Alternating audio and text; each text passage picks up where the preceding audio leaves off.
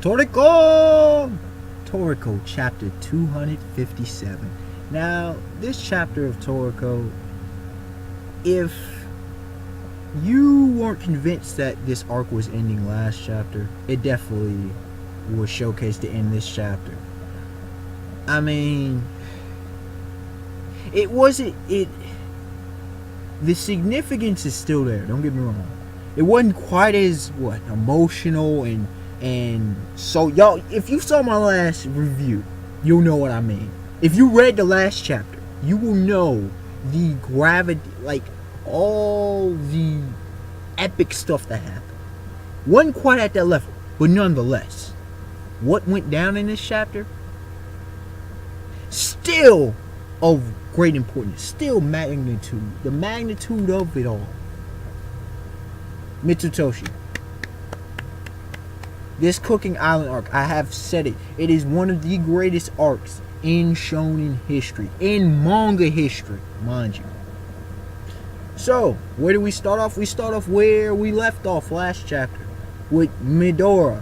He's talking to the Blue Nitro that showed up on the scene. And he's like, Blue Nitro, huh? What are you doing here? You know, what's your plan, man? Now, it said a chance encounter. I don't buy that. I don't buy that this was just a chance encounter. No. The Toriko Komatsu situation back in Vegetable Sky, possibly. This one, no. Not what he did to Ichirayu. At that point, come on, man. Ichirayu on the brink of death? Come on, I don't buy it. But that doggone face off, stare off. Man, those first 3-4 pages, man.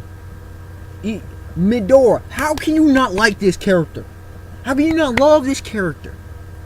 This is definitely one of the best characters in Toriko.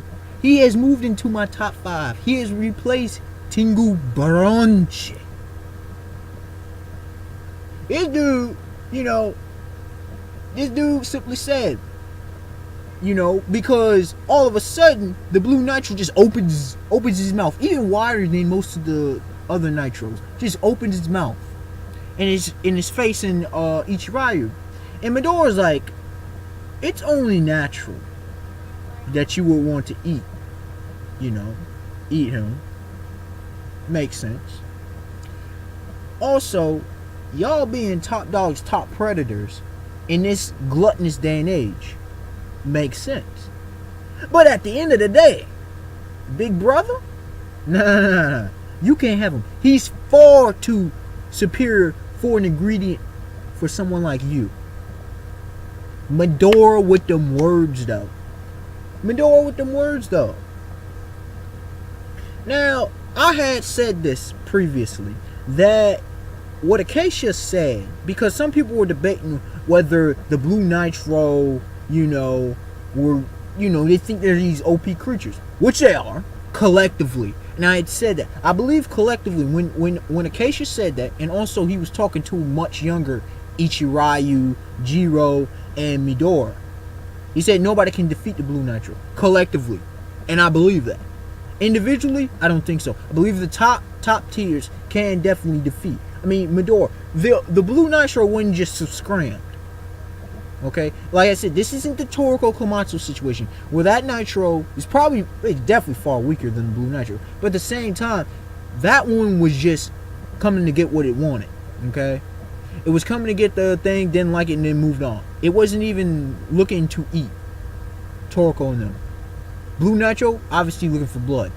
Okay, looking to eat humans. Doesn't mean anything to him, and it's not cannibalism because it's a different species. But Midora wasn't having it. Blue Nitro, he jetted out of there. Now, here's the remarkable thing about his exit.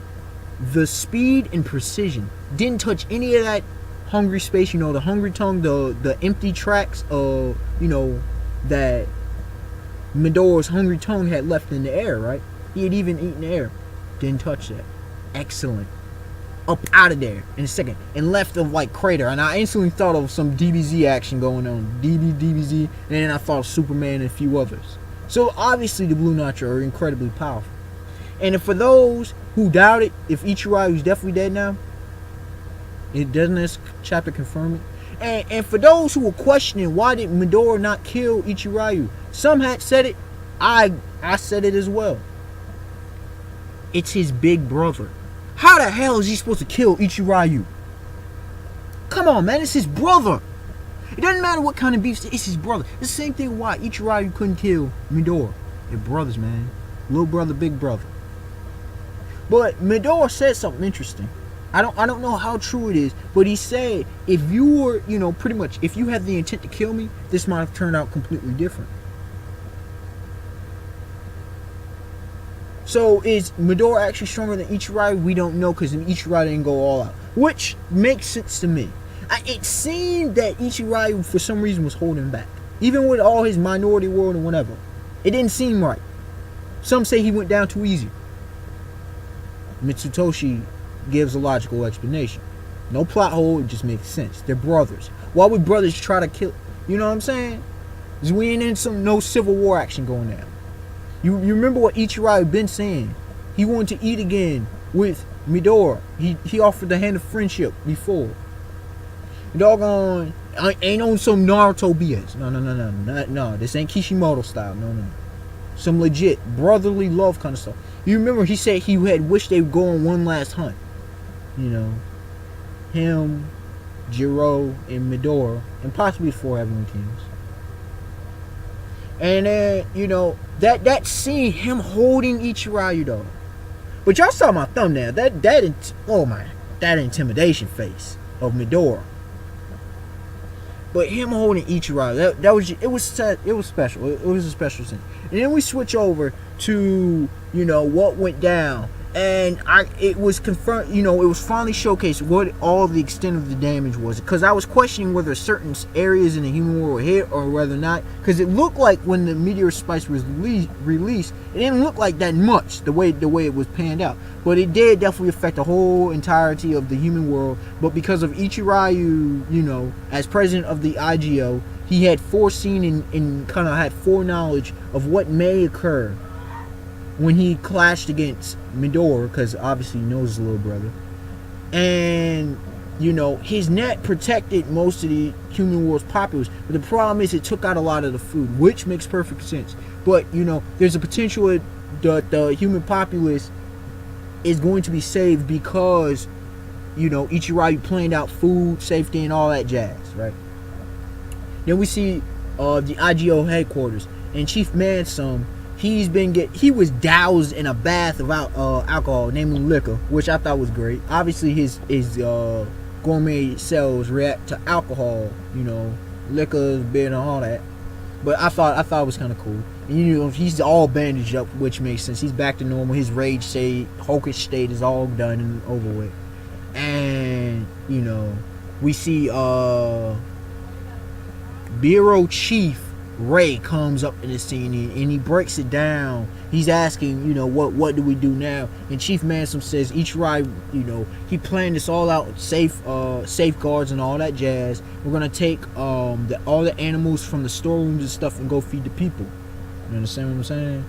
And then we switch over, which that whole scene was nice. And he also said Uman. He didn't say it completely. He didn't finish it because Ray cut him off. But he said, so Bureau Director Uman, he obviously, he knows he was about Neo. So apparently the top dogs in the IGO knew about Neo. Makes sense. Now, and obviously, Chief Mansum was Ichirayu's pretty much most trusted dude. I know Shige was the vice president, but Mansum seems to be most trusted dude. And as well as, so Ichirayu may or may not have known that Shige was part of Neo. Also, it was a good part of comedy, you could say, that lightened up the mood a bit of this, this tragedy that occurred. In so many facets, it was a tragedy. Where Ray had said Chief Mansum, and Mansum, being so serious, he said, "Did you call my name?" And then Ray said, "Yeah, I had called you handsome." I thought that scene was very nice, very nicely done. Now we move over to blood clot. Hold on one second. Oh, that's right, Chio. Chio's still alive. I was glad to see Chief Manson in good condition, right? But Chio's still alive. Apparently, she got nurtured back to health, and apparently, her evil weight, I think it was emotions that were clouding her. So she was all enraged, and but apparently she's back to normal. She's back to her old self, which I find kind of cool, and I find it great because Chio going out like that. It was not fitting. It was not fitting for somebody of her caliber. Obviously, she's not at Setsuna level, but she around there, We see Chen, Master Chen. Oh, it's great. It's great to see Chen all up and well. And I know he was doing well at the Shokuren Temple, but we haven't seen him his whole arc. So it was great to see him. Okay, and he's talking to Chio. Chio, she's woken up.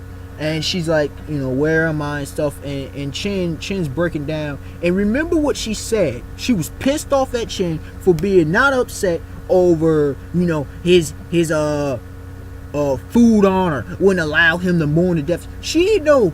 See, a lot of times men mourn differently than women. Just throwing that out there for the listeners. And Chen's like, yo, I'm just so glad that I didn't lose another member of my family. That scene, though, so touching. If you didn't feel that scene, though, and them tears, though, man. I mean, we see the teardrop, and she looks, and she sees him, and it just warms the heart. We see Setsuna, she's like, and Chio saw Setsuna, she's like, you need to rest, maybe go back to sleep. We got you. Because at the end of the day, they're still good friends. Sometimes friends gotta rump, dog. Y'all saw Chen. Sometimes that's how it is. In the Toriko's world, sometimes fists. Fists. That's it. You can't get over anything but fists. I mean, that's just how it is. Sometimes you gotta hash it out. You gotta argue things out. Sometimes quarrel. You gotta sometimes rump. That's just how it is sometimes. But at the end of the day, you can get over it. Because in all honesty, and some real talk right here, I've made some good friends, or I've, developed relationships. I've fought even some of my best friends. Was it fist fights? Not usually. But, we've had beefs. I've been cool with people after. Some people initially didn't like. Cool with them after. It happens. You just, as long as you don't stay with that bitterness and all that ugliness, just let it go. Move on with life. We're all human at the end of the day. And so that scene was very nice.